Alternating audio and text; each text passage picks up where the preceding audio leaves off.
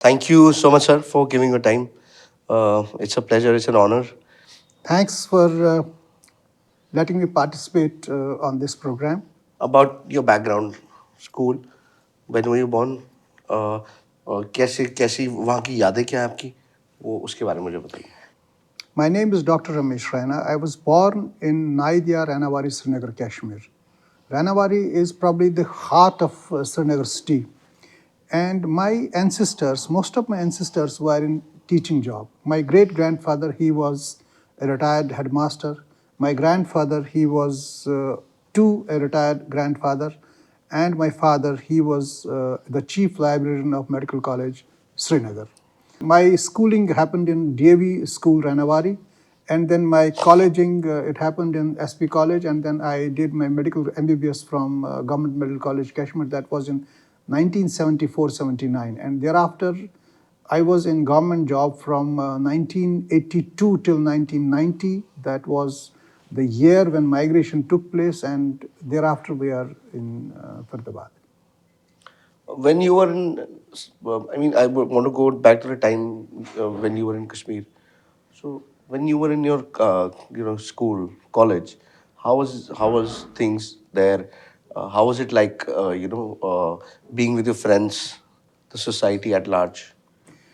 C I tell you I मैं आपको एक छोटा सा उदाहरण दे दूंगा.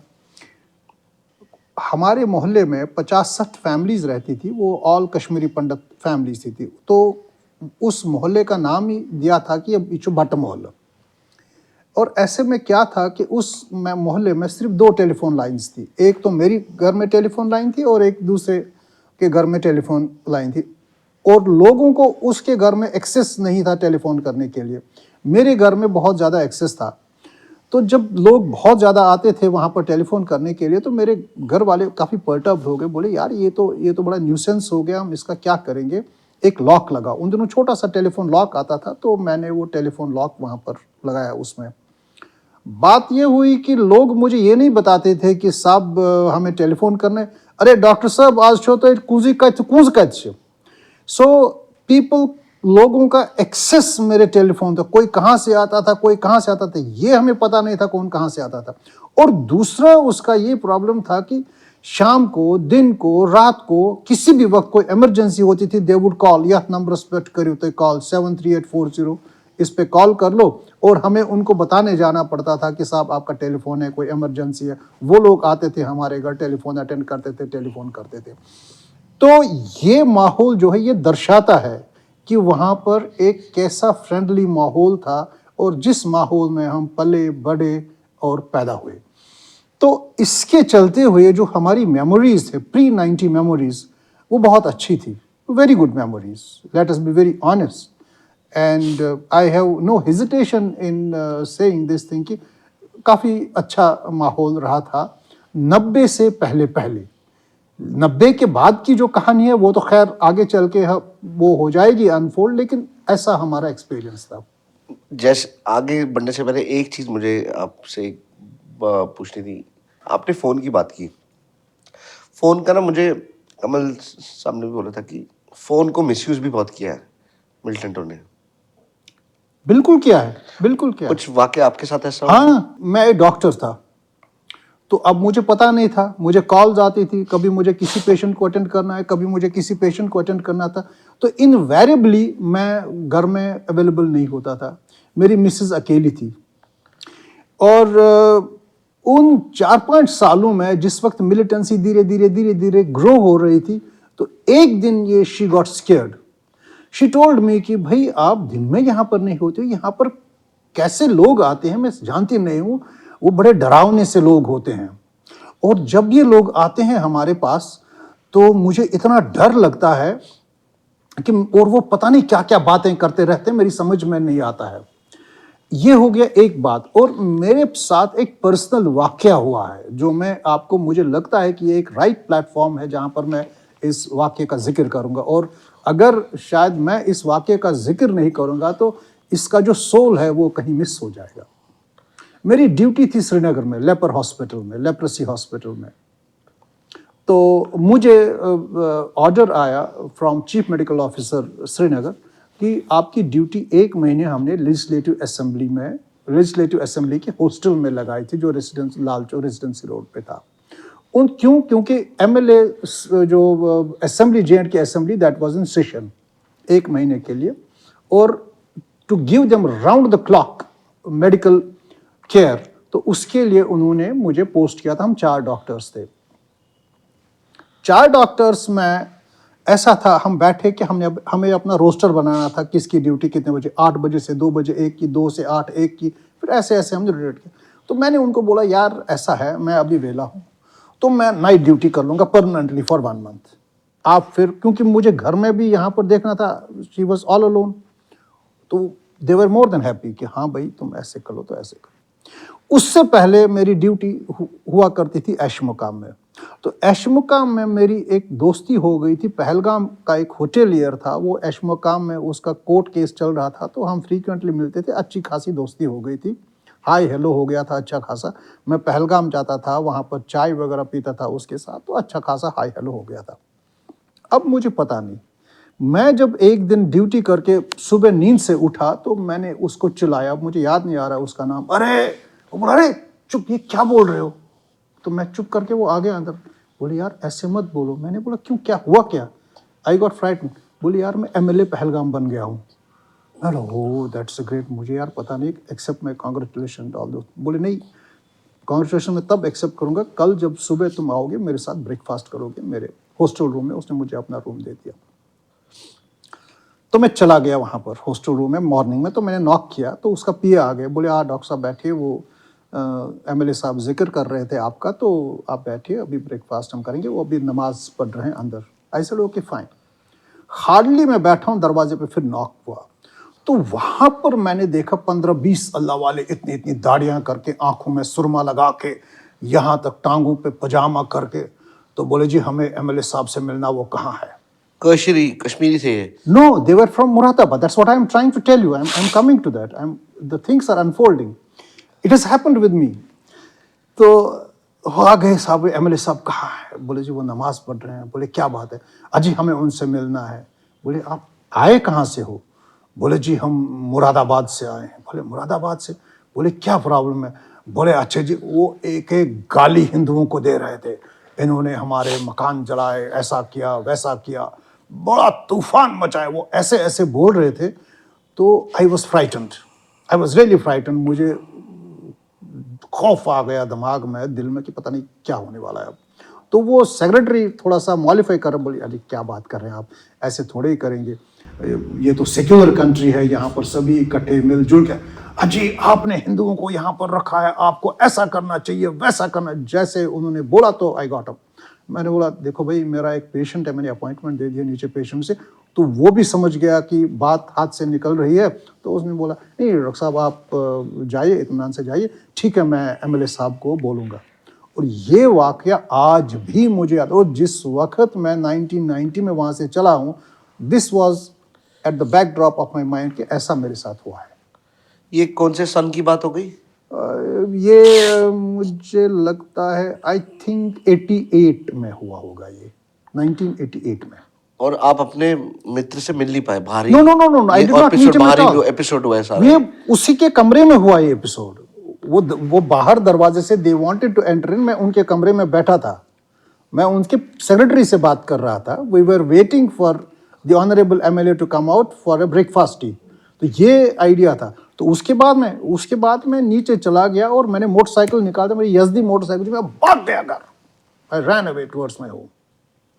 क्वाइट मतलब एक्सप्लेन नहीं कर सकता No, I can't explain. This happened. सामने। खैर अभी ये तो बीती बात हो गई अब, मगर मेरे को बीती बात से एक चीज़ जाननी थी। अभी जैसे आप अभी भी आंख अपनी बंद करते हो, कश्मीर इमेजिन करते हो, तो क्या दिखता है आपको? How do you see Kashmir still in your memory, if you can describe to us? मैं आपको एक चीज बताऊंगा, you can throw me out of Kashmir but you can not throw Kashmir out of me. Basically ये हमारे पूर्वजों की लैंड है। इस लैंड में हिंदू सिविलाइजेशन का बोलबाला है, you have to understand that. And I will make a very bold statement. Though Kashmiri Muslims conquered Kashmir politically, but they could not conquer Kashmir culturally. Kashmir continues to be Hindu culturally. That is the difference. Because howsoever you might try to change Shankaracharya to Takht-i Sulaiman, but Shankaracharya continues to remain Shankaracharya. It has a majestic presence in the valley of Kashmir. Howsoever you might try to change the name of Hari Parbat, but Hari Parbat continues to be the same. Howsoever you might try to change the name of Anantnag to Islamabad, but it continues to be spiritually, culturally, morally Anantnag. So, आज की date में जब आप मुझे बोलते हैं आप कश्मीर को कैसे देखते हैं, मैं कश्मीर को ऐसे देखता हूं क्योंकि ये रहेगा और हमेशा रहेगा. कश्मीर में अगर तब्दीली आ जाती है तो ये तो पॉलिटिकल चेंजेस है. रिलीजन चेंज हो गया, कन्वर्शन हो गया, फोर्सफुल कन्वर्शन हो गया, वहां से निकाला, लेकिन हमारी जड़ें अभी वहीं पर हैं, हमारे स्पिरिचुअल सेंटर्स वहीं पर हैं, हमारे कल्चरल सेंटर्स वहीं पर हैं, हमारे रिलीजियस सेंटर्स वहीं हैं. That is the link we have, that is the lane we have on Kashmir. ये बात तो sir, this is very true कि उपासक कहीं और है और देवी देवता कहीं और है. डेफिनेटली. ये तो ऐसा शायद मेरे को लगता नहीं है कि कहीं है ऐसा दुनिया में, ये एनॉमली. देखिए, जो मॉडर्न हिस्ट्री है, जो प्रेजेंट डे हिस्ट्री है, प्रेजेंट डे हिस्ट्री में ऐसा तो ऐसी अनहोनी मुझे लगता है पहली बार हुई है. हालांकि ये बात तो सही है, हम पिछले 6 times we have been displaced from our land of birth, लेकिन 6वीं all the 6 times we returned back. और एक बार जो ज़ैनुल आबदीन बर्शा के time, that was a state policy, state ने अडॉप्ट की policy for the rehabilitation of Kashmiri pandits, and that was the unique time. Otherwise we came because we never wanted to leave our land of birth. तो ये अनहोनी तो पहली बार हुई है world में. सर ये तो अब वो बात हो गई जब एपिसोड हो गया. जब आप बचपन में अपने थे कश्मीर में, तो कैसा, व्हाट वुड यू डू, क्या दिनचर्या क्या होती थी, कैसे एक कश्मीरी हिंदू परिवार रहता था, क्या लोग करते थे, भाई बहन के साथ कैसा रिश्ता था? देखिए, कश्मीर में most of the Kashmiris, which includes even Muslims also, एक जॉइंट फैमिली था. जॉइंट फैमिली में चाचा भी वहीं पर रहता था, फादर भी वहीं पर था, ग्रैंडफादर भी वहीं पर था, ग्रैंड मदर भी वहीं पर था. जैसे कि मैं, I am a product of joint family. मेरे ग्रैंडफादर के 3 बेटे थे, my father, my 2 uncles, and all of us would live in a joint family happily. बहुत अच्छे से रहते थे, बहुत सुखद एनवायरनमेंट हमारे घर का था, इंटरनल माहौल का था. और हमारा जो घर था, हमारी जो फैमिली थी, सारे मोहल्ले में मशहूर थी, इम गए ना मास्टर जी बच्चे. My grandfather was a teacher, so ये मास्टर जी के बच्चे हैं. आज भी मेरी पहचान है कि ये मास्टर जी के बच्चे हैं. तो ये ऑरा था उस वक्त. और यही जॉइंट फैमिली लगभग मेजॉरिटी ऑफ कश्मीरीज में आपको उस वक्त देखने को मिलेंगी. लेकिन अब हाल ये है, चूंकि लैक ऑफ स्पेस हो गया, न्यूक्लियराइजेशन इस कदर हो गई कि that you are force to live separately from your children, एक फोर्स बन गया है. और जो हमारी बॉन्डिंग है, हमारी बॉन्डिंग बहुत मजबूत थी. हमारी बॉन्डिंग हमारे मोहल्ले के साथ बड़ी मजबूत थी, हमारी बॉन्डिंग हमारे सिबलिंग्स के साथ बहुत मजबूत थी. और यहाँ तक भी मैं आपको कहूँगा कि हमने कभी सिबलिंग राइवलरी प्रैक्टिस नहीं किया और कभी एक्सपीरियंस नहीं किया है. Quite fascinating. कैसे टाइप का खाना बनता करते? रोटी कौन बनाता था? यस, ब्रेकफास्ट में क्या खाते थे? मेरे को ये सब. देखो, ब्रेकफास्ट में तो सभी में एक फुल्का और कहवा बनता था, which was a normal breakfast for us. Lunch rice. और यहाँ के लंच और वहाँ के लंच में इतना फ़र्क था कि हम सुबह 9 बजे के आसपास करते थे, क्योंकि 10 बजे हमें जाना पड़ता था ऑफिस. और 4 बजे जब हम घर वापस आते तो 5 बजे हमारा वहाँ पर इवनिंग टी होता था। उसमें वो कश्मीरी नानवाई जो होता था उससे या कतलम या तेलवरू या कुलचा वगैरह ये लेते थे और शाम को dinner. That was our routine diet. कांदूर से लेते थे। Absolutely, absolutely, absolutely correct. तो ये हमारा था। दिल्ली में भी बहुत कांदूर वैसे खुल गए। I think every Kashmiri orders from there, I don't know यहाँ भी खुले हैं। देखिए, यहाँ भी नहीं एक्चुअली इसमें 2-3 कारण हैं। एक तो जो कश्मीरी कांदूर से दे लॉस्ट देयर जॉब क्योंकि जो उनके कस्टमर्स थे वो तो शिफ्ट हो गए वहाँ पर।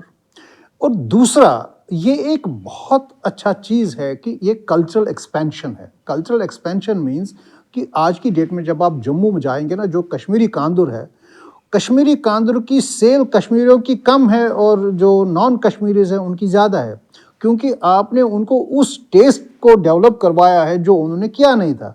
तो अब ये देख लीजिए, जो non Kashmiri families of Jammu है वो सुबह रोटी घर में नहीं बनाते, वो इसी कांदूर के साथ करते। और यहाँ पर मैं आपको एक उदाहरण दे दूंगा। यहाँ पंपोश कॉलोनी में कांदूर है और उससे मैं रूटीनली बातचीत करता हूँ तो वो बताते हैं मुझे कश्मीरियों के सेल तो है ही है मेरी, लेकिन नॉन कश्मीरियों के ऑर्डर इतने होते हैं कि अगर हम 2 बजे जाएंगे किसी वक्त कुछ लाने के लिए, सर ये तो सारा ख़त्म हो गया, अब वो बचा है अगर आप वो ले सकते हैं।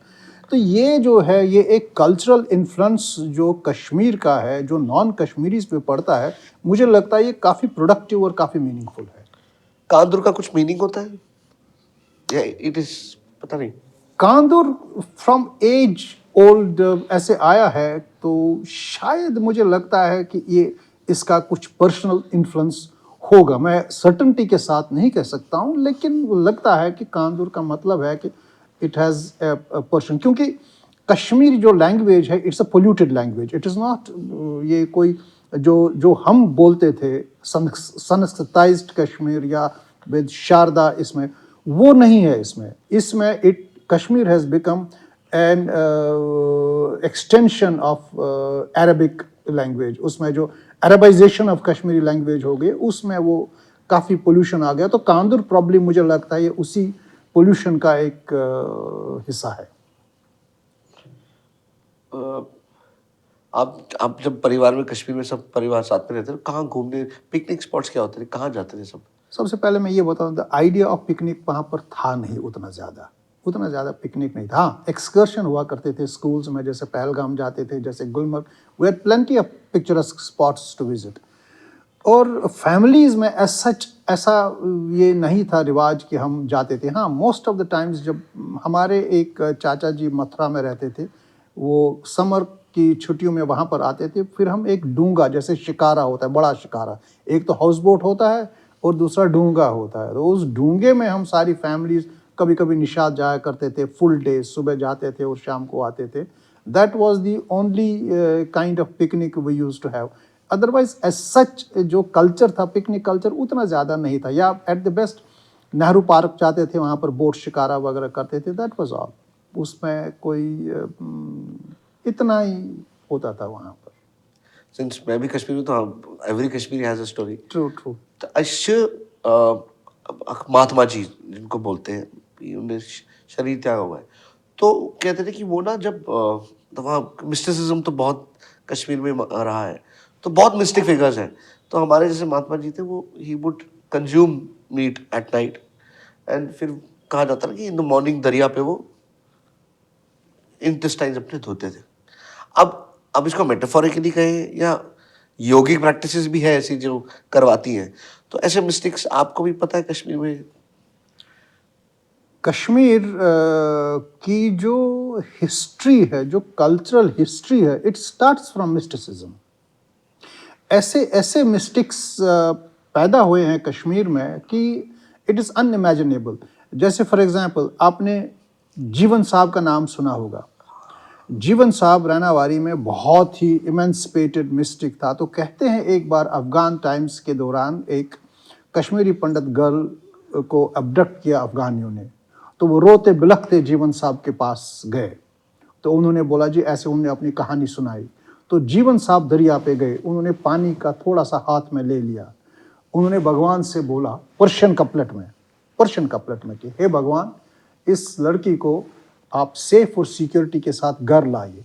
अगर आप नहीं कर सकते, पानी ऐसे फेंक दिया दरिया में, बहुक्म जीवन साहब नाव गर्क, पूरा पापलेट में, और लड़की वापस आए। वो पर्शियन कपलेट है। तो इसका मतलब है कि अगर आप नहीं कर सकते हो, बहुक्म जीवन साहब लड़की वापस आ जाए और नाव गर्क हो जाए। And that is exactly what has happened. लड़की वापस आ फिर से गई। एक बार मेरे को ये पहले लाइन बताइए आप। जीवन साहब, नहीं नहीं, जो उन्होंने बोला वो, बहुक्म जीवन साहब नाव गर्क। इसका क्या मतलब हो गया? इसका मतलब ये है कि अगर भगवान, मैंने आपको बोला कि इस लड़की को सकुशल घर पहुंचा दो, अगर आप ऐसा नहीं करो तो बहुक्म जीवन साहब, मेरे हुक्म से ये नाव गर्क हो जाए, नाव डूब जाए और ये लड़की वापस आ जाए। और क्या होता है, बहुक्म जीवन साहब वो लड़की बिल्कुल सकुशल वापस आ जाती है, नाव डूब जाती है, और जो अफगानी अबडक्टर्स है they die. This is recorded. This is part of the cultural history of Kashmir. That is why in the beginning I said they might have converted Kashmir politically, but they could not conquer Kashmir culturally, and they cannot conquer Kashmir culture क्योंकि इसकी काफी rich spiritual and cultural history है। इतना ही नहीं, मेरे सुनने में आया है, अब मुझे पता नहीं ये कहाँ तक सच है, लेकिन हमारे बड़े बुजुर्ग बताते थे, हमारे रहनावारी में एक और मिस्टिक हुआ करते थे, उनका नाम था लालकार। लालकार की डेथ हो जाती है, और जब डेथ हो जाती है तो फिर 2-3 साल के बाद उसके बेटे का जनेऊ होता है। तो उसकी बीवी जाती है कमरे में, जिस कमरे में वो लालकार बैठते थे, वो वहाँ पर रोती है। तो मन ही मन बोलती है, देखो आज तुम्हारे बेटे का जनेऊ हुआ, अगर आप यहाँ पर खुद होते तो अपने हाथों से बेटे को जनेऊ डालते। तो कहते हैं कि जब वो पीछे मुड़ती है तो वहां पर लालकार को देखती है। बोले अरे आप कैसे आ गए? बोले तुम्ही ने तो बोला है आज मेरे बेटे का जन्मदिन है तो मैं जनेऊ डालूंगा। तो वो कहते हैं कि वो जनेऊ डालता है और 2 साल के बाद वो फिर अंतर्ध्यान फिर हो जाता है। तो ये जो आप बता रहे हैं, ये कश्मीर का मिस्टिसिज्म, ये एक लिविंग रियलिटी है, ये एक हकीकत है, और इस हकीकत को कोई जुटला नहीं सकता है। Nobody can, because this is recorded, this is recorded. अभी एक मिस्टेक और मेरे ध्यान, मिस्टेक की क्या होते हैं हमारे तो सारे संत गोपीनाथ बाबा, बिल्कुल, उनके बारे में कुछ बताना चाहेंगे? जिन पता नहीं है लोगों को, इसीलिए मैं चाहता हूँ। मैं आपको बताऊंगा, जो भगवान गोपीनाथ का नाम आपने लिया, पहले शत शत प्रणाम उनको। मैंने एक बुक पुस्तिका जो गोपीनाथ आश्रम मैनेज करते हैं, उनकी एक पुस्तिका पढ़ी है। उनका एक शिष्य था, डिसाइपल था। वो डिसाइपल भगवान को नहीं मानता था, जिसको हम एग्नोस्टिक बोलते हैं। ही वाज एन एग्नोस्टिक, नहीं मानता था। तो भगवान जी उनको काफी कोशिश करते थे कि बताने को कि भाई हमारे में तो शायद नास्तिक बोला जाएगा इसको। हाँ ठीक है, नास्तिक ही, एब्सोल्युटली। तो यही नास्तिक ही बोलेंगे। तो वो नहीं मानते थे। ठीक है, एक दिन भगवान जी के मन में आए कि मुझे हारी पर्वत जाना है। तो उन्होंने अपने शिष्य को बोला, बेटा तुम मेरे साथ आओ, मुझे हारी पर्वत ले जाओ। तो वो हारी पर्वत ले गए। जैसे हारी पर्वत ले गए तो वहाँ पर उनका मन करा पोखरेबल जाने का। तो वो पोखरेबल गए। जैसे ही वो पोखरेबल अंदर गए तो पोखरेबल का टेम्पल का दरवाज़ा बंद था। तो भगवान जी ने नॉक किया। जब भगवान जी ने नॉक किया तो ये लड़का सामने गया। तो वहाँ पर एक छोटी सी लड़की आई। तो उसने बोली, जी क्या बात है, क्या चाहिए? बोले कुछ नहीं। ये लड़के ने बोला कुछ नहीं, मुझे अंदर जाना है स्वामी जी को। बोला ठीक है आओ। तो अंदर गया और लड़की चली गई। तो अंदर वहाँ दर्शन वर्शन करके, तो जैसे अब जा रहे हैं वो रास्ते में, तो भगवान जी के साथ बात कर रहा है। तो भगवान जी ने उसको बोला, क्यों भाई तुम्हारे दर्शन हो गए भगवान के साथ? बोले कहाँ है? बोले वो छोटी लड़की कौन थी जिसने दरवाजा खोला? तो ये सब चीजें जो है, ये सब चीजें रिकॉर्डेड है। उनके शिष्यों ने ये रिकॉर्ड कर दिया, मुझे नहीं पता। कुछ ऐसे मिस्टिक्स रहे हैं, जैसे नंद बाब, जैसे भगवान गोपीनाथ जी, ये जो इनका लेवल था, इनका स्पिरिचुअल लेवल बहुत elevated. They were elevated spiritual souls of Kashmir, not of Kashmiri Pandits but Kashmir. और कश्मीर को इन्होंने सोशली, स्पिरिचुअली, कल्चरली इतना कंट्रोल्ड और इतना बैलेंस में रखा है कि इट इज़ अनइमेजिनेबल। और जो भगवान जी के फॉलोअर्स थे और स्वामी नंदलाल जी के फॉलोअर्स थे, दे वर इवन मुस्लिम्स। तो और वो ऐसे मुस्लिम्स थे, मुझे याद है एक डैडी मेरे जो कहा करते थे, वो एक बार गए थे स्वामी नंदलाल जी के आश्रम पे, तो वहाँ पर कोई मुस्लिम फैमिली आई थी, तो उन्होंने सूट पहनाया था, उनका कुछ हुआ होगा, स्वामी जी ने कुछ किया होगा, तो सूट पहनाया उनको, टाई पहनाई उनको। तो उसने बोला, हैट कचू छो दोनों स्वामी जी तुठरी मारा इतना सी। तो वो गए और उन्होंने हैट लाया। तो मेरे कहने का मतलब है कि ये जो स्पिरिचुअल सोल्स है, ये स्पिरिचुअल जो ये लोग हैं, इन्होंने माइंड और जो कश्मीर की स्पिरिचुअल ग्रोथ में बहुत बड़ा अहम रोल और बहुत बड़ा अहम किरदार अदा किया है। वो एक मेरे को उसके बारे में वाक़या आप, क्योंकि मैं आप बोलना चाहूँगा कि आप उसके बारे में बात करें कि करगिल वॉर में गोपीनाथ बाबू का, अगर आपको वाक़या पता है। देखिए, मुझे पूरी तरह से तो पता नहीं है, लेकिन सुनने में आया है कि जो भगवान गोपीनाथ जी ने काफ़ी तपस्या की थी और वो अपने शिष्यों को बताते थे कि हम इसको बचाएंगे, कश्मीर को क्योंकि उस वक्त जब करगिल वार हुआ था, तो इंटेंशन ये था कि जो ये रोड है फ्रॉम कश्मीर टू करगिल, इस करगिल रोड को अगर स्नैच कर दिया पाकिस्तान ने, ये कनेक्टिंग टाई जो कम्युनिकेटिंग टाई ब्रेक कर दिया, तो कश्मीर पे खतरा मंडरा रहा है। तो उनका जो ध्यान था वो करगिल वार में ऐसा हुआ कि उन्होंने वो तपस्या की, और वो उनके शिष्य जो बताते हैं कि उन्होंने काफ़ी तपस्या की, और एट द एंड ऑफ तपस्या उन्होंने बताया कि भाई खतरा टल गया। इतना मैंने सुना है। उसके बाद अंदर क्या हुआ है वो मुझे पता नहीं, लेकिन इतना मैंने सुना है कि उन्होंने ये बोला कि भाई खतरा टल मैंने ये गया। सुना है कि उन्होंने एक बटालियन को रास्ता दिखाया था, वो फँस गए थे। Must have been. फँस गए थे, और he was the only, because he was वो सब तपस्या करते थे, उनको चप्पा-चप्पा वहाँ का पता होगा, तो उन्होंने उनको रास्ता दिखाया, और वही बटालियन है जिसने कैप्चर किया एब्सोल्युटली। करगिल को। आपको एक चीज इन स्पिरिचुअल लोगों के बारे में पता नहीं होगा, that is astral walking. Astral walking का मतलब ये है कि अगर मैं आपके साथ बात कर रहा हूं, तो कोई आदमी आएगा, अरे स्वामी जी, अरे मैंने तो आपको 6 घंटे पहले वहां पर हैदराबाद में देखा था। तो ये जो है इनका एक इतना एलिवेशन होता है, spiritual elevation, that is called astral walking, and they do astral walking. इसमें मैंने एक किताब भी पढ़ी है, an autobiography of a yogi, by Paramahansa Yogananda. Yogananda ji.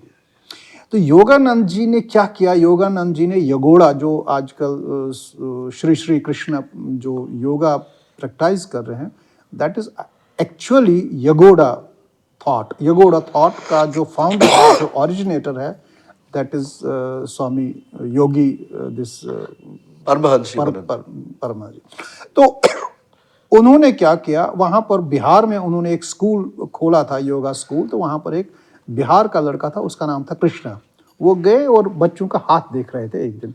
तो वो कृष्णा आया, वो बोला, स्वामी जी मेरा हाथ देखो। तो जब इसने हाथ देखा उसका, बोला, बेटा तुम इस समर की छुट्टियों में वहाँ पर नहीं जाना, तुम्हें जान को खतरा है। तो इसने बड़ा फॉलो कर दिया, और कृष्णा का बाप जो है वो उसको चिट्ठियों पे चिट्ठियाँ लिख रहा था कि भाई तुम बिहार आओ, तुम्हारी वहाँ बिहार आओ, तुम आओ। वो गया नहीं। लेकिन क्या हुआ कि उस लड़के के बाप को गुस्सा चढ़ा, वो आ गया, उसने उसको ड्रैग कर दिया और ड्रैग करके बिहार ले गया। और बिहार में क्या हुआ कि उसको डेथ हो गई, ट्रैवलर्स डायरिया हो गया, डेथ हो गई। जैसे उसको डेथ हो गई, तो उसको वाइब्स आ गए स्वामी जी को कि भाई वो कृष्णा को डेथ हो गया।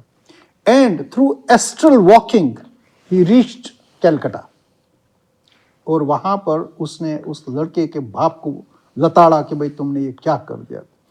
तो ऐसे ही ये जो स्पिरिचुअल सेंट्स हमारे हैं, इनमें एक पावर ऑफ एस्ट्रल वॉकिंग था। अगर स्वामी नंदलाल जी यहाँ पर बैठे हैं, तो एस्ट्रल वॉकिंग वो बारामूला में कर रहे हैं। ऐसे ही भगवान गोपीनाथ जी का जो ये करगिल बटालियन को रास्ता दिखाना, ये भी पार्ट ऑफ एस्ट्रल वॉकिंग है। और ये कोई ऑर्डिनरी लोग नहीं कर सकते, ये वो लोग कर सकते हैं जिनका स्पिरिचुअल एलिवेशन बहुत ज़्यादा होता है। हाँ, कश्मीरीज का मतलब कश्मीरीज का तो हमेशा से स्पिरिचुअल लेवल काफ़ी हाई रहा है। बहुत ज़्यादा, हमारा बहुत तो ज़्यादा। शैविज्म ही इसके सब इसी के बारे में है। वो तो उतना वैष्णव और इनकी तरह से हटके नहीं है उससे। एक्चुअली अगर आपको थोड़ा सा हम इतिहास के पीछे जाएं, तो इतिहास में सबसे पहले there was a perennial conflict between Buddhism and Shaivism. तो जो महायाना थॉट है, महायाना थॉट तो इन्हीं का फ्यूजन वगैरह आया है।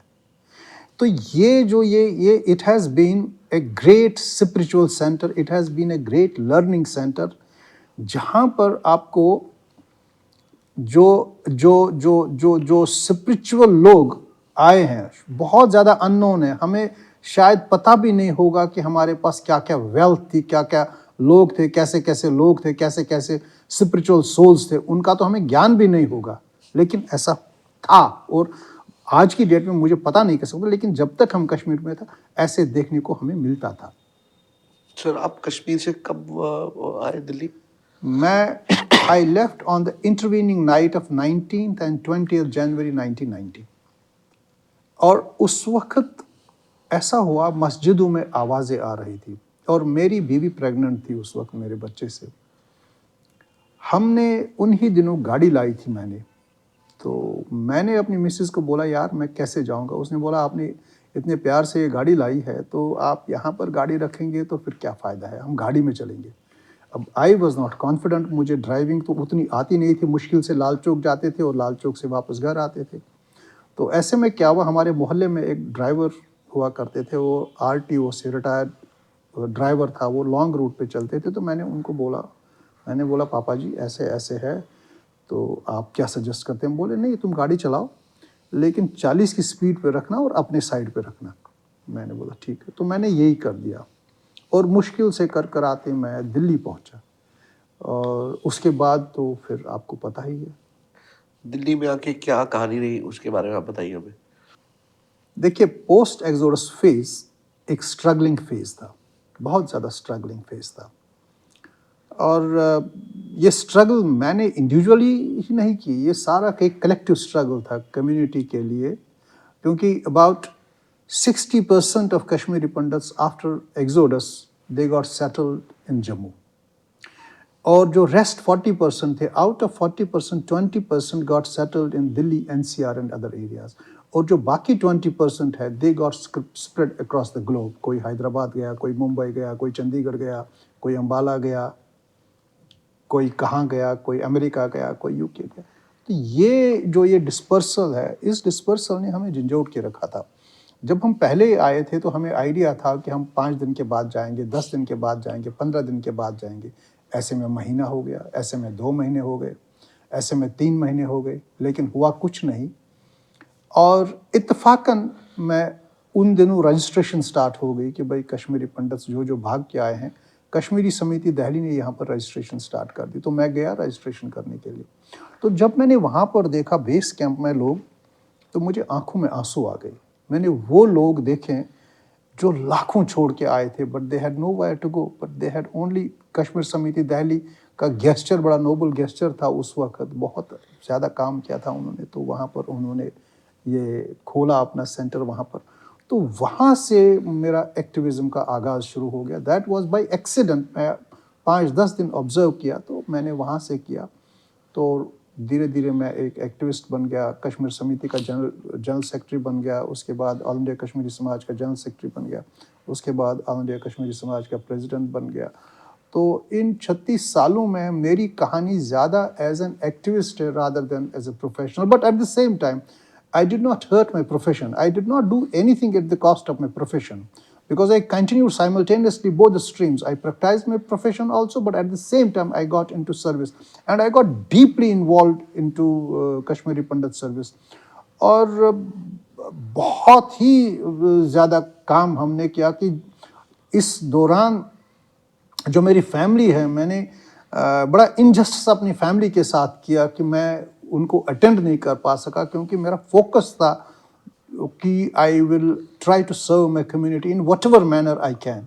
क्योंकि 2 चीज़ें आज भी मेरे दिमाग में हैं, एक तो है सेंस ऑफ इंसल्ट एंड दूसरा है सेंस ऑफ ह्यूमिलिएशन। इंसल्ट ये है कि भाई मुझे अपने घर से निकाल दिया, और ह्यूमिलिएशन ये है कि भाई मैंने क्या ऐसा किया था कि मुझे घर से निकाल दिया। And these are the 2 things which drive me to this activism. और आज भी मेरा मानना है, और बड़ा स्ट्रॉन्ग ये मानना है, कि that we should never leave our lien on Kashmir. जैसे मैंने in my opening remarks said, no doubt people threw me out of Kashmir, but nobody can throw Kashmir out of me. It is a relay race, एक generation, दूसरी generation, तीसरी generation. ये तो it's a relay race. देखिए, मैं आपको जो हमारी कहानी है, अब इस कहानी के एक्टर्स हैं, साइड एक्टर्स हैं, विलन्स भी कुछ आ गए हैं। तो ऐसे में इसको हम we will see it in different layers. एक लेयर वो है जो सफरर है, जो मैं हूँ, मैंने देखा है। मेरा मौसा था, उसको टुकड़ों में काट दिया ऐसे, he was killed and then he was cut into pieces. उसकी बॉडी को बैग में डाल दिया और फिर डल लेक में डाल दिया, नाईदियार के ब्रिज के नीचे से डाल दिया, और उसकी बॉडी वहाँ से रिकवर हो गई। और दूसरी वो लोग जिन्होंने ये कहानी सुनी थी, वो मेरे बच्चे हैं। मैंने उनको ये कहानी बताई है कि मेरे साथ क्या हुआ है, लेकिन उनमें और मुझ में ये फर्क है, I am the actual sufferer. उन्होंने सफरिंग की कहानी मुझसे सुनी है, 2। और नंबर 3 जो बड़ा इंपॉर्टेंट चीज है, बहुत ही इंपॉर्टेंट एस्पेक्ट है, वो ये है, they have no emotional connect with the valley of Kashmir. क्योंकि मेरा दूसरा बेटा जो था, he was born and brought up in Kashmir after 1990, तो उसका इमोशनल कनेक्ट है ही नहीं। He has no emotional connect एक विद द वैली। सेकंड, जो आपके दूसरे बेटे थे, he was born in Kashmir और Delhi? No, in Delhi. That's my wife was pregnant उस वक्त। ही was born and brought up in Delhi itself. And you already had one son in Kashmir? Yes, I had one son in Kashmir. और तभी मैं बता रहा हूँ आपको, उसका इमोशनल कनेक्ट है ही नहीं। तो जो हमारी जो जो जो हमारा फोकस है आज की डेट में, जो मेरा focus as an activist after putting in 36 years of my precious life into this activism, into this Kashmiri Pandit activism, is that this struggle should live in our race memory. हमारी race memory में अगर ये रहता है, तभी जाके एक आदमी को ये एहसास हो जाएगा कि नहीं, we belong to Kashmir. Basically race memory में क्या है? रेस मेमोरी में है, we have to inculcate in our successive generations that you don't belong to this place, you are a Kashmiri, you belong to Kashmir. That is the sense of identity and that is the sense of belonging that we have to give to the generation next. वो तभी होगा when it lives in our race memory. It's possible only then. आप जब ये कह रहे हैं कि एक्टिविज्म में बहुत, मुझे लगता है कि कश्मीरी कम्युनिटी में बहुत एक्टिविज्म हुआ है, तब जाके हम यहाँ पहुँचे हैं। बिकॉज मेरा ये मानना है कि मेरी जनरेशन, मेरे फादर की जनरेशन और मेरे ग्रैंडफादर की जनरेशन, हम तीनों जनरेशन में से जो मिडिल जनरेशन है मेरे फादर की, they have suffered the trauma ना। उनसे पहले की जनरेशन ने, मतलब they must have seen, but तब तक तो वो बच्चे हो गए थे, तो they had nothing to lose, उनने उतना ट्रॉमा नहीं सहा है जैसे आपकी जनरेशन है, वही मेरे फादर की जनरेशन। आप लोगों ने trauma, you were like a cushioning, कहते हैं कि अब उससे पहली वाली जनरेशन की भी कुशनिंग हुई है और आने वाली भी। तो ये एक एड्रेस करना बहुत इंपॉर्टेंट फैक्ट है कि एक ट्रॉमा एक पूरे यंग, मुझे लगता है आप क्या एज थी जब आप आए थे इधर? I think I was in late 30s, इतना ही होगा। यंग, तो एक यंग इंसान जब सब कुछ छोड़ के आता है और परिवार है, तो आई थिंक बहुत ज़्यादा ट्रॉमेटिक है। और ये कोई मतलब सब स्ट्रगल की बात कर रहे हैं, लेकिन जो लोग इतने 30 साल से 36 साल से स्ट्रगल किए, उनकी बात मेरे हिसाब से हुई नहीं है। तो मैं इसीलिए आपकी बात जानना चाहता हूँ मोर देन कि कैसा आपके 36 साल जो थे, क्या क्या आपने सीखा, क्या क्या देखा? देखिए, मेरा जो 36 साल का स्पैन है, वो कुछ फेज़ों में डिवाइड हो जाएगा। First 10 years, second 10 years and next 10 years. जो पहले 10 साल थे that of confusion, that of shock, कि भाई मुझे घर से निकाल दिया गया, अब ये सफ़र कर रहे हैं, हमें इनके लिए क्या करना चाहिए। तो दैट वाज द स्टेज। जो भी एक्टिविस्ट था, ही गॉट इन्वॉल्व, नहीं हमें वी मस्ट डू समथिंग। तो उसमें सबसे पहले दिल्ली एनसीआर में बताऊंगा, we work to ensure that these people get tents. Government के साथ नेगोशिएशंस हो गई, तो गवर्नमेंट ऑफ एनसीटी दिल्ली ने टेंट्स प्रोवाइड कर दिए डिफरेंट, जैसे वहाँ पर there were about 14 camps, Kashmiri migrant camps in Delhi. That was because of Kashmir Samiti Delhi. हम भी इन्वॉल्व थे उसमें, नेगोशिएशंस हो गई, प्रॉपर नेगोशिएशंस हो गई, कैंप्स वगैरह दे दिए। और दूसरा, सोर्स ऑफ इनकम तो था नहीं, कुछ भी नहीं था, तो उनको रिलीफ सैंक्शन कराया ताकि वो अपना जो है, हालांकि वो ज़्यादा नहीं था, बट ये था कि उनको सस्टेन करने के लिए हमें कुछ ना कुछ तो करना था। तो ये पहले 10 साल थे। और जो नेक्स्ट 10 साल थे, नेक्स्ट 10 साल जो स्ट्रगल, जो that was phase 2 of our struggle, और फेज 2 ऑफ आवर स्ट्रगल ये था कि हमें कुछ कुछ दिमाग में आ रहा था, यार Kashmir is slipping from us, हमारे से कश्मीर भाग रहा है, तो कश्मीर में वापस जाना अब इतना संभव नहीं होगा। तो इस सिलसिले में हमने गवर्नमेंट से काफ़ी चैनल्स ओपन कर दी, गवर्नमेंट के साथ हमने नेगोशिएशंस स्टार्ट कर दी कि भाई अल्टीमेटली हमें ये बता दीजिए फ्यूचर ऑफ कश्मीरी पंडित्स क्या है। तो इसके करते करते हमें लगभग 10 साल हो गए, और फिर हमें पता लगा कि जो पॉलिटिकल एपैथी है और जो पॉलिटिशियंस है, जो रूलिंग एलीट है, जो political class of the country है, they are not interested in the rehabilitation of Kashmiri Pandits. They don't want that कि कश्मीरी पंडित्स या कुछ ऐसा सिस्टम आ जाए, क्योंकि कश्मीरी पंडित आज की डेट में दो चीज़ें मांग रहा था। एक, address threat perception of Kashmiri pandits, and number 2, address insecurity of Kashmiri Pandits. और कश्मीरी पंडित उन हालात में वापस नहीं जाना चाहता था कि जहां पर उसको फिर खदेड़ देते। तो ये दो चीज़ें हमारा कोर एजेंडा था जब हम नेगोशिएट कर रहे थे, और कोर एजेंडा ये है, address the threat perception of Kashmiri pandits and insecurity of Kashmiri pandits. तो इसके चलते हुए various modules came out.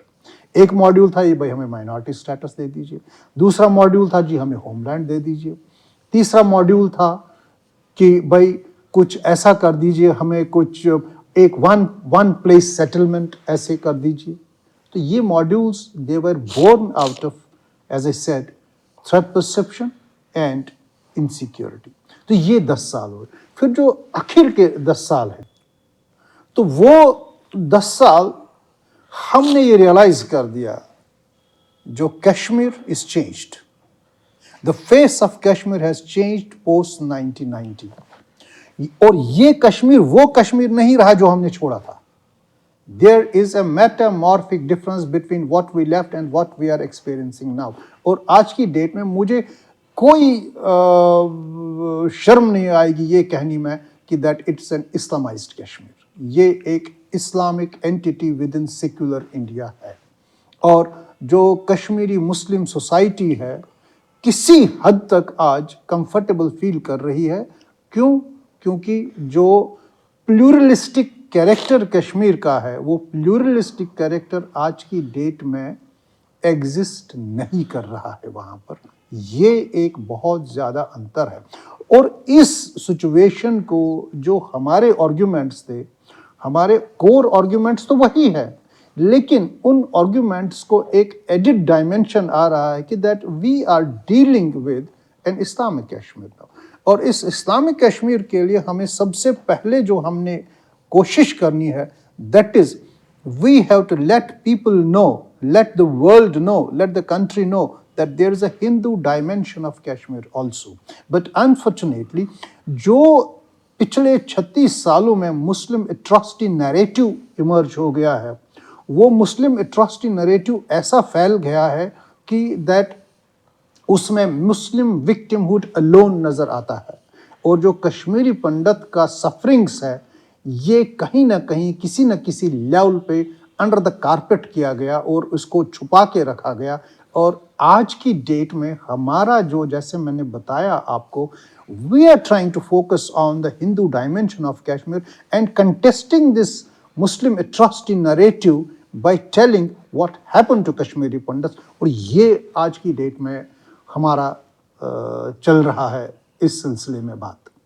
I think मुझे ऐसा लगता है कि after 36 years of struggle by your generation, हमारी जो next generation from which is, जिसका पार्ट मैं हूँ, मेरे मेरे जैसे और कंटेम्प्रेरी ब्रदर्स सिस्टर्स जो है मेरे, I think we are on a good start now. हमको एक इक्वल प्लेन मिल गया है। पहले नहीं होगा, but we have been provided a very good equal plane and we can are in a privileged capacity to compete with anyone।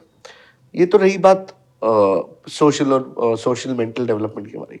Political development में हम लोग ज़ीरो हैं, जो मैं मानता हूँ। देयर इज़ नो आई मुझे तो याद नहीं है, I don't remember any political representation of Kashmiris.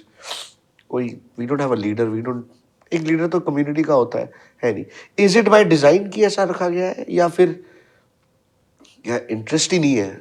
Because for us to we are just हम तो एक कहानी है जिसको यूज़ करते हैं लोग।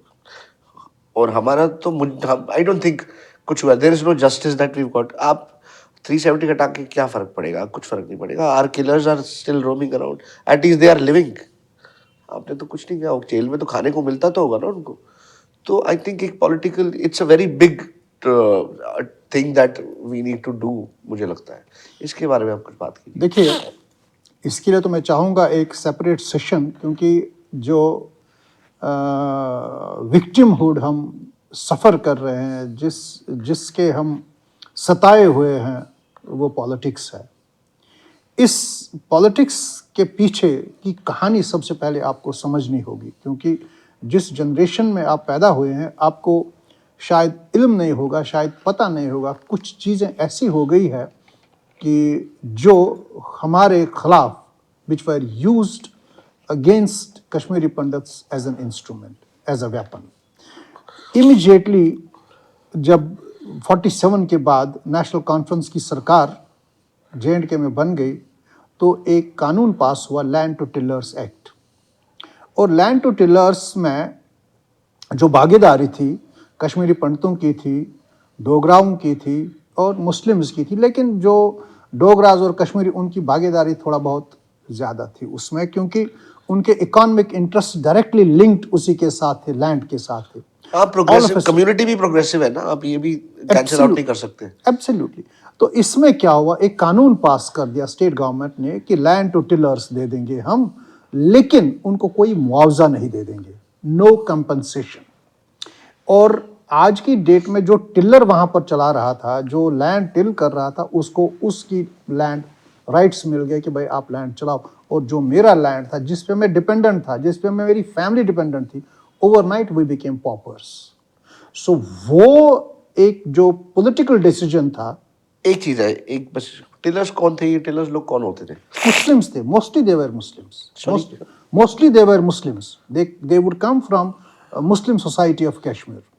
तो ऐसे में उस टिलर को जो दे दिया, हम लैंड रिऑर्गेनाइज, हम इसके खिलाफ नहीं है, लैंड टू टिलर्स होना चाहिए, this is a progressive act. But why are you denying compensation to the land owners? वो कहाँ जाएंगे? उनका भी रोजी रोटी है, उनकी भी फैमिली है, they have also to start a new economic route, एक न्यू इकोनॉमी उनको डेवलप करनी है कि अपने बच्चों को फीड करने के लिए। जब उनको कॉम्पनसेशन नहीं मिला, दे वर रिड्यूस्ड एज पॉपर्स, ओवरनाइट वो पॉपर्स हो गए। और इसके चलते हुए ऐसी सिचुएशन आ गई कि कश्मीरी पंडित्स के पास कोई रहा नहीं, कोई स्कोप कि वो क्या करे, अल्टरनेट इकोनॉमिक एवेन्यू कहाँ से आ जाए, कैसे आ जाए, क्या करे। तो ऐसे में ये एक फर्स्ट वार्निंग सिग्नल था, ये एक सिग्नल था। उसके बाद 1967 में परमेश्वरी एजिटेशन हो गया। और परमेश्वरी इससे पहले ये लेकिन ये जो एक्ट पास किया, उसको जस्टिफाई कैसे किया? इसको उन्होंने जस्टिफाई ये किया कि भाई पॉवर्टी है और जो एक्सेस लैंड है लोगों के पास, वो हम टिलर्स को दे देंगे और वो इससे अपनी रोजी रोटी कमाएंगे, and they will have their livelihoods and all those things. उसके बाद जो टिलर्स का वो आइडिया ये था कि that it was a progressive act. ऐसा हम नहीं कहते हैं कि प्रोग्रेसिव एक्ट नहीं था, but why to deny compensation to land owners? That is my basic arguments. Specially majority of those land owners were totally dependent on their land. और इससे चलते हुए एक सिग्नल आ गई ब्यूरोक्रेसी में, बाकी पॉलिटिकल एक्टिविस्ट्स में, कि पॉलिटिकल हवा कहाँ की ओर भाग रही है। तो उसके बाद क्या हुआ, उसका डायरेक्ट इम्पैक्ट पड़ा कि जो परमेश्वरी एजुटेशन हो गई, जब हमारी एक माइनर गर्ल को कन्वर्ट कर दिया, फोर्सफुली कन्वर्ट कर दिया इनटू इस्लाम, उसको इस्लाम कबूल करवाया, परमेश्वरी बन गई Parveen Akhtar.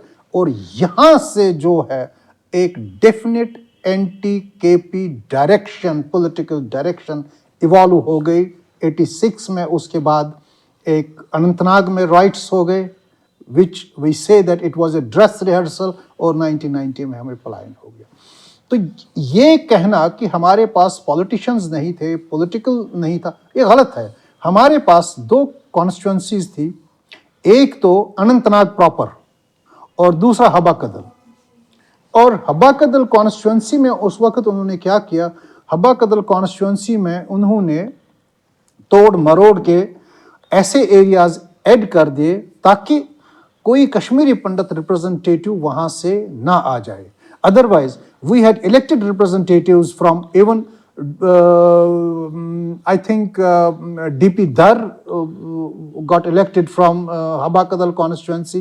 We had SK Cole from Habakadal constituency. और लेटली जो मुफ्ती मोहम्मद सईद के कैबिनेट में थे, Raman Motu, he was elected from Habakadal constituency. और भी बहुत सारे, PL Handoo was elected from Habakadal constituency. तो ये कहना जो है कि हमारे पास कॉन्स्टिट्यूंसी नहीं था, ये किसी हद तक ठीक नहीं है, क्योंकि Habakadal invariably would elect a Kashmiri Pandit to represent Kashmiri Pandit view point. लेकिन उसके बाद जो इन्होंने तोड़ मरोड़ काट पीट के इधर उधर कर दिया, जो कश्मीरी पंडित वोट को इन्होंने रिडंडेंट कर दिया, और उसके चलते हुए कश्मीरी पंडित की वॉइस वहां नहीं गई जहां तक इसको जाना चाहिए था। सर, ये तो रही उस वक्त की पॉलिटिकल लीडरशिप। कश्मीरीज तो बीन वेरी पॉलिटिकल, आपको सबको पता है। TN कौल, PN अक्सर, ये तो इंदिरा गांधी के मेन पीपल थे। अभी की बात कर रहा हूँ मैं। अभी तो there is no, I don't know, मैं हो सकता हूँ मुझे नहीं पता, but I don't see any political representation now. देखिए, सबसे इम्पॉर्टेंट चीज़ है, पॉलिटिकल रिप्रेजेंटेशन वहाँ पर आती है जहाँ पर वर्किंग क्लास हो। You should understand. और बदकिस्मती से कश्मीरी पंडित में कोई वर्किंग क्लास नहीं है। वर्किंग क्लास की मैं छोटी सी उदाहरण दे दूंगा। फॉर एग्जाम्पल, एक छोटे तबके का मुलाजिम है, उसको जो ऑफिसर है उसको सस्पेंड करता है फॉर एनी रीज़न। अब ये अपनी यूनियन के पास जाता है कि साहब, मेरे से ये ज्यादती हो गई है, तो मेरा समाधान कर दीजिए आप।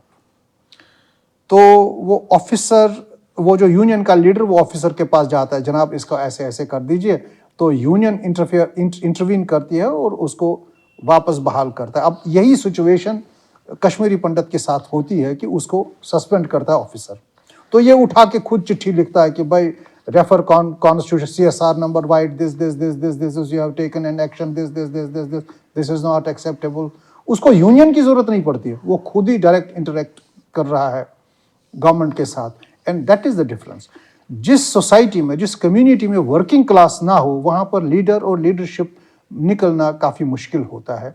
लेकिन दो चीजों पे, जहां पर, एक चीज नॉट दो चीज, जहां पर कश्मीरी पंडित को लीडरशिप चाहिए थी, जहां पर उसको ऑर्गेनाइजेशन चाहिए थी, जहां पर उसको सिक्योर करना था चीजें, वो उन्होंने कर दी। वो क्या चीजें हैं मैं आपको बताऊंगा।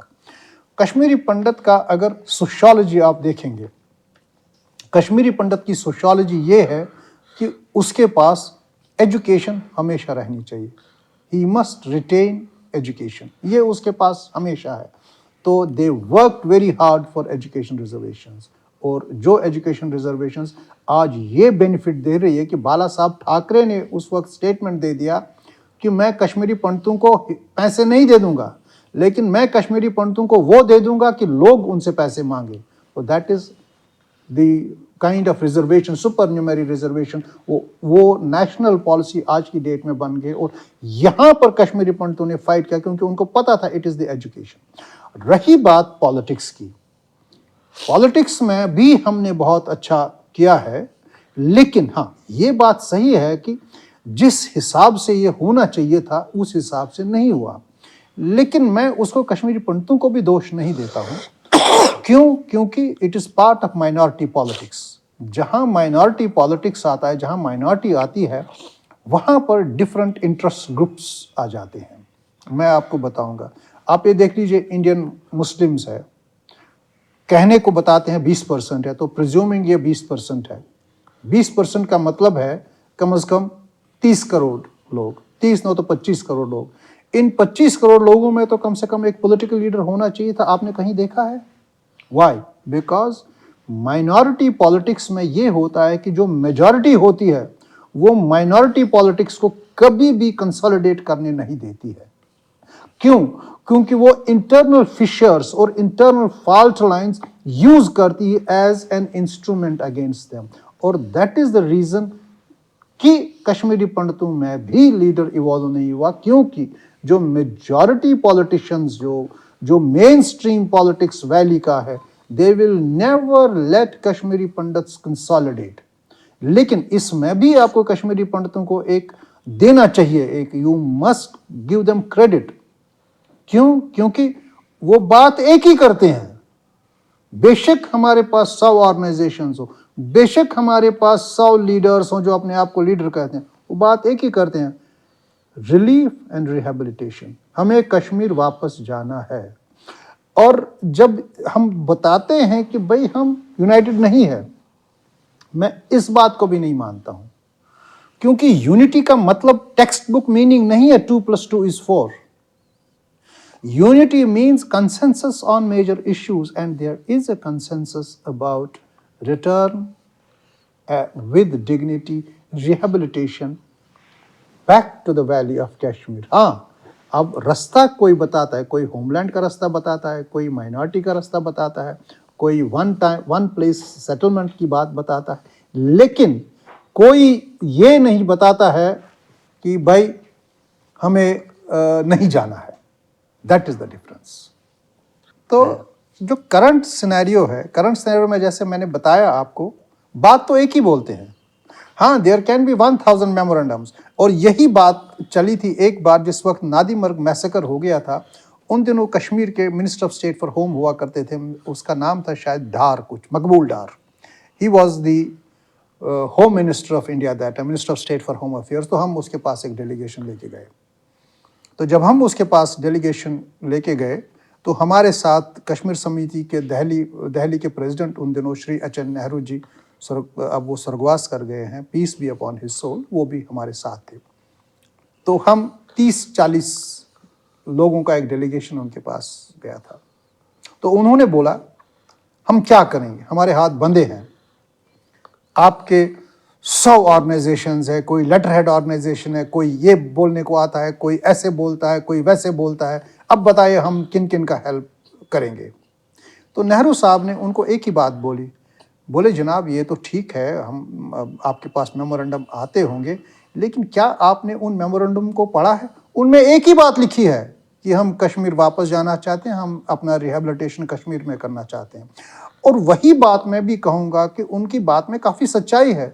आप जितने भी मेमोरेंडम देख लीजिए, जितने भी सरकारें आई हैं, जितने भी सरकारें गई हैं, मेमोरेंडम में लैंग्वेज डिफरेंट ज़रूर होगी, कामा डिफ़र करेगा, फुल स्टॉप डिफ़र करेगा, लेकिन बात एक ही होगी कि हम कश्मीर जाना चाहते हैं, we want to go back to our Kashmir, we want to retain our land on Kashmir. तो जहाँ तक इस सियासत का बात है, इस सियासत तक तो हम सब इकट्ठे हैं, all of us are together. लेकिन जो माइनॉरिटी पॉलिटिकल कंसोलिडेशन है, जो माइनॉरिटी पॉलिटिकल वाइस है, उसको मजल वहां पर किया जाता है जो majoritarian political main stream life है। मेन स्ट्रीम पॉलिटिकल लाइफ किसी जगह भी का भी देख लीजिए, जैसे मैंने आपको भारत का एग्जांपल दे दिया, वहां पर यही होता है। जो मेन स्ट्रीम पॉलिटिकल लाइफ होती है वो it will never allow minority political voices to consolidate, क्योंकि अगर माइनॉरिटी पॉलिटिकल वाइस कंसोलिडेट हो जाती है तो वो मेन स्ट्रीम पॉलिटिकल लाइफ के लिए खतरा बन सकती है। जैसे जिस वक्त अर्ली माइग्रेशन हो गई, एक्सोडस हो गया, जैसे मैंने पहले 10 साल की बात कही, उस वक्त हर पॉलिटिकल पार्टी के मैनिफेस्टो में था रिटर्न ऑफ कश्मीरी पंडित्स, और प्रोमिनेंटली था। क्यों? क्योंकि वो अपने सेक्युलर क्रेडेंशियल्स को रखना चाहते थे एट दी फोरफ्रंट। ऐसे ही जिस वक्त 2014 में मोदी जी की सरकार आ गई, तो मोदी जी की सरकार में भी प्रोमिनेंटली ये था, जब प्रणब मुखर्जी ने वहां पर एड्रेस पढ़ा, presidential address in the parliament, rehabilitation of Kashmiri Pandits now come down to 2026, National Conference के एजेंडा में है, बट इट इज एट ये जस्ट फुटनोट जैसा लगता है। और आज की डेट में जो मैं इसका दोष देता हूं, जो मेजॉरिटेरियन पॉलिटिकल लाइफ है J&K की, उनको दोष देता हूं, क्योंकि उन्होंने हमारी जो त्रासदी है, they have used it as an instrument against our. अब मुझे एक चीज बता दीजिए, आप अगर बच्चा दूध नहीं मांगेगा तो क्या आप दूध नहीं दे देंगे? नोइंग फुल्ली वेल कि हमारे साथ जेनोसाइड हुआ है, knowing fully well that we have been thrown out, और आप बताते हो कि हम किससे बात करेंगे? I am not concern about division of Kashmiri Pandit leadership, या आप ये सोचते हैं कि हमारी लीडरशिप क्यों इमर्ज नहीं हुई है, वो उसका मेन कारण है कि that we don't have a working class.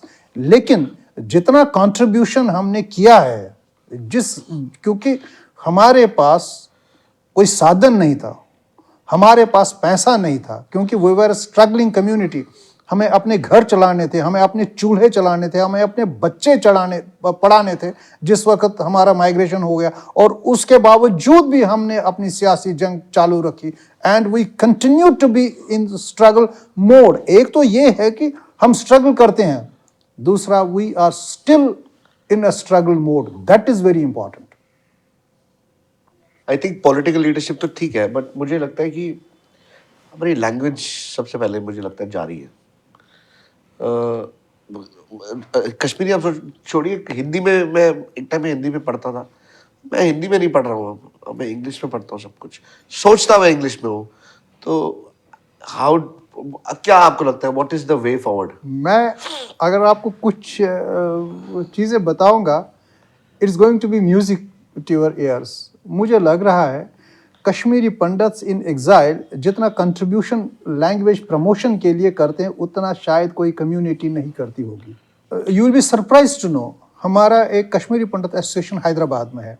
जैसे हम बच्चे को देते हैं ना प्राइमर पढ़ने के लिए, A for Apple, B for baby, C for child, K for kite, तो उन्होंने एक प्राइमर निकाला है।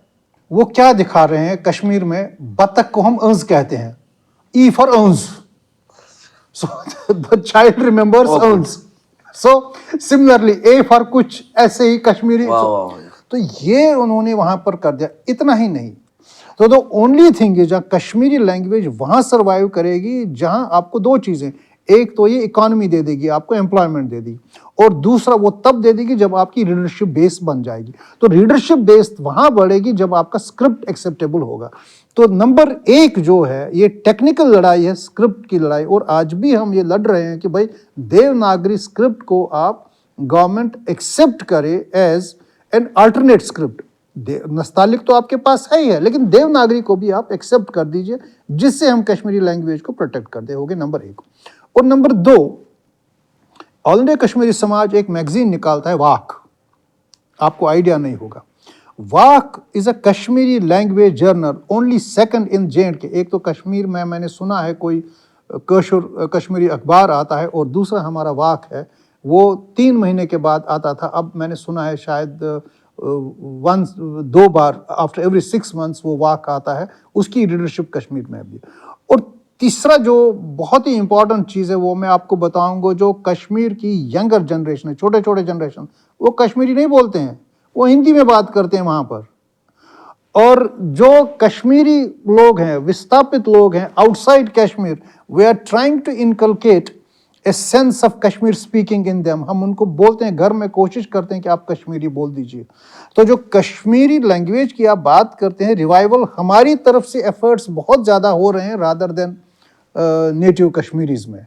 तो जैसे मैंने अभी आपको बताया, मैं आपको भेजता हूँ, और आप इसको अपने इस माध्यम में दिखा सकते हैं कि हमारा एफर्ट कितना रह रहा है कश्मीरी लैंग्वेज को रिवाइव करने में। सर, इस पे तो एक फुल बात हो सकती है। एब्सोल्युटली। देखिए, इस कॉन्वर्सेशन के इतने सब टॉपिक्स है कि उस पे अलग से बात कर सकते हैं। मैंने बताया सबसे इसका जो अहम किरदार जो अदा करता है, दैट इज स्क्रिप्ट। जैसे मेरे पास स्क्रिप्ट है शारदा भी एक स्क्रिप्ट कहते हैं कश्मीर की है। शारदा स्क्रिप्ट है, लेकिन जो कश्मीरी लैंग्वेज का एक्सेप्टेबल स्क्रिप्ट है जिसमें वो देवनागरी है, दैट इज देवनागरी। और आज की डेट में क्या लिखते हैं, नस्तालिक। अभी देख लीजिए, मेरा एक friend, Devanagari is much oldest script, understandable है, ओल्डेस्ट है।